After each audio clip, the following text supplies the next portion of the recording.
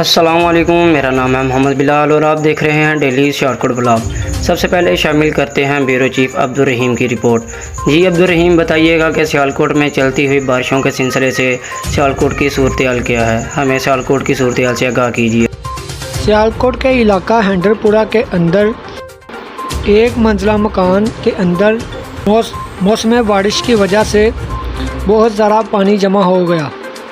گھر کے اندر رہنے والی 3 فیملیاں جو اس وقت موجود تھی، جن کا بہت زیادہ نقصان ہوا، اور نقصان میں ان کی فریج، ٹی وی، موٹر، پنکھا وغیرہ تمام چیزیں، ساری ضرورت کی جتنی بھی چیزیں تھیں سب ضائع ہو گئی، اور پانی نکالنے کا کوئی نکاس نہ رہا۔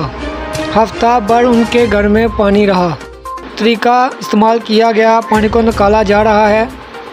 گھر کے افراد کا کہنا ہے کہ پانی زمین کے اندر سے آنا شروع ہوا اور ان کا کافی زیادہ نقصان ہو گیا۔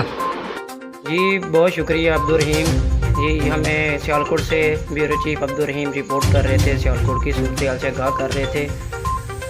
مزید اس طرح کی بریکنگ نیوز دیکھنے کے لیے ہمارے ساتھ جڑے رہیں۔ اللہ حافظ۔